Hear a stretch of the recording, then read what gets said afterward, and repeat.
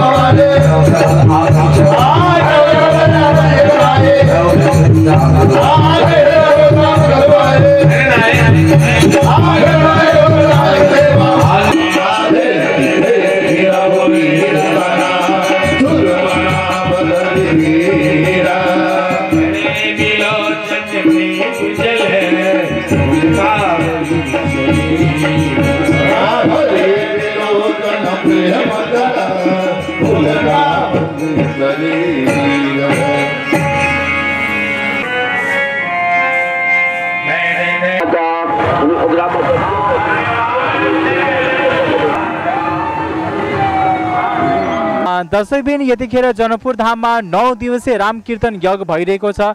Yes विषयमा हामी कुराकानी गर्नेछौँ। आयोजक समूहबाट एकजना प्रतिनिधि हामीसँग जुड्नुभएका छन्।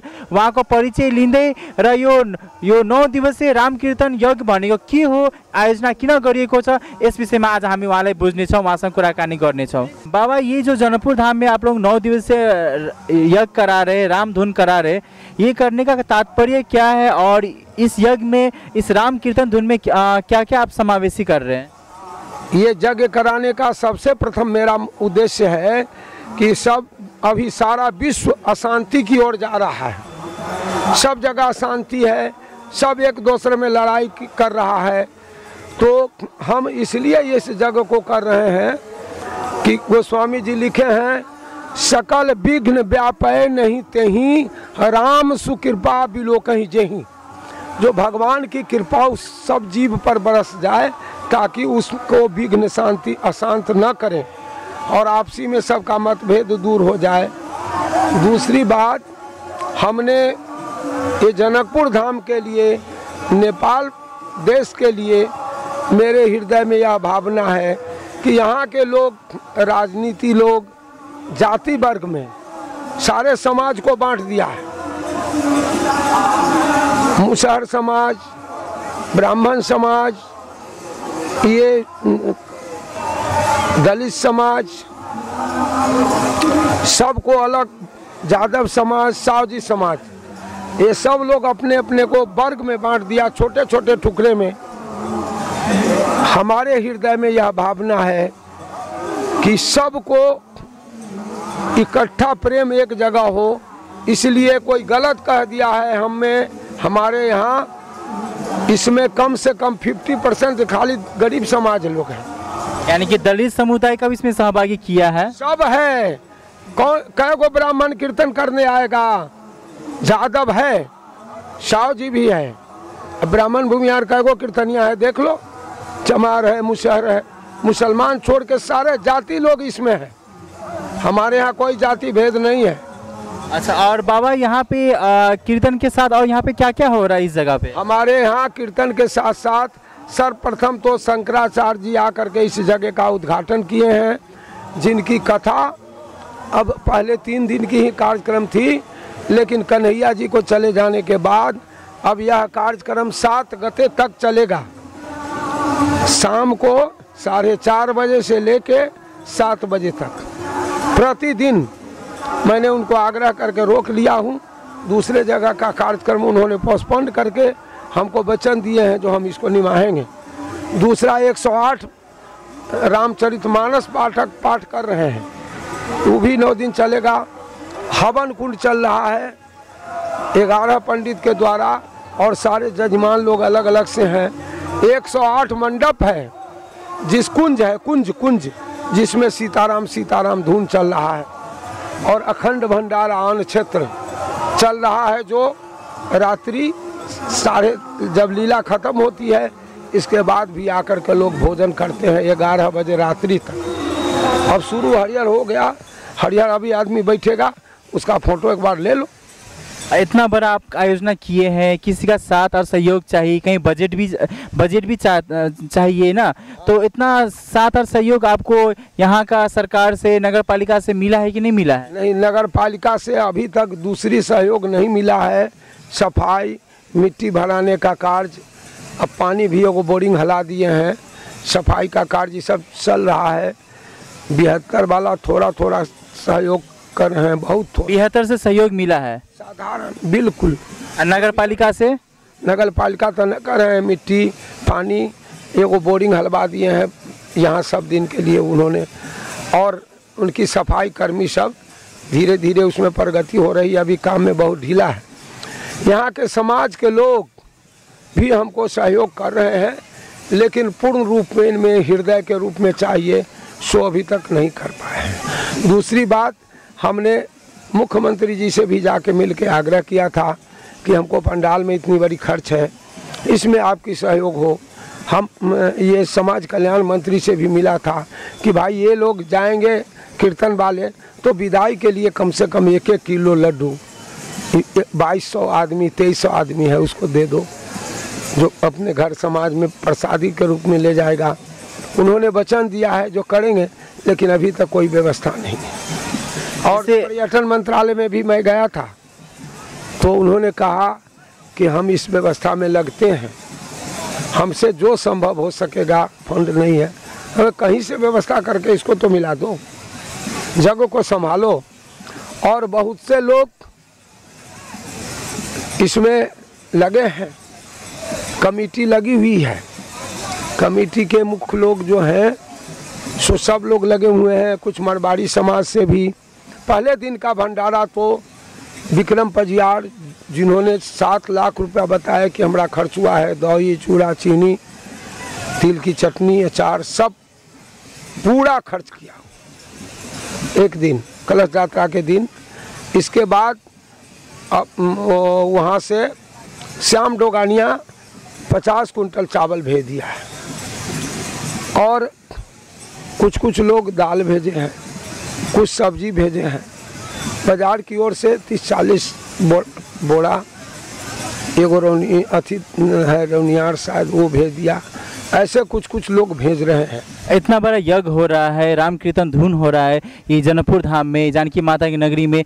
जानकी मंदिर से आप लोगों को कुछ सहयोग मिला है कि नहीं मिला? क्योंकि जनकपुर में बहुत सारा कार्यक्रम जानकी मंडी के अंडर में ही होता है, जैसे विवाह पंचमी हो, रामनवमी हो, इस सब में जानकी मंदिर एक सहभागी रहता है। तो इस कार्यक्रम में सहभागी है कि नहीं है? इस कार्यक्रम में जानकी मंदिर से हमने ये आग्रह नहीं कि आज वस्तु देने के लिए आप वस्तु दीजिए। जानकी मंदिर ही तो संपूर्ण जनकपुर के मूल है, और साधु संत से हमने किसी से कुछ मांगा नहीं है, क्योंकि ये धर्म के भीरू साधु ही लोग होते हैं। या उनका अपना दायित्व तो बनता है जो हम इस जगह को कैसे संभालें, कैसे करें। क्योंकि वही लोग धर्म के प्रवर्तक हैं। इसमें हमने जानकी मंदिर से अभी तक कुछ मांगा भी नहीं है, और इसलिए नहीं मांगा कि हम किशोरी जी के अंदर में हैं ही। अगर किशोरी जी की प्रतिनिधिता इसमें जरूरी होगा तो वो भी सहयोग करेंगे।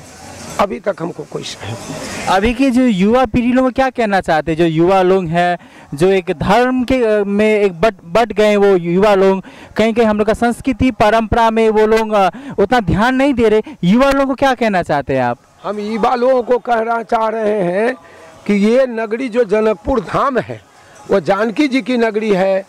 तुम लोग जानकी जी से प्रेम करो और सारे अपने अपने जो मूल धन है, जो तुम्हारा मूल धर्म है, उसको छोड़ करके विकृति की ओर न भागो।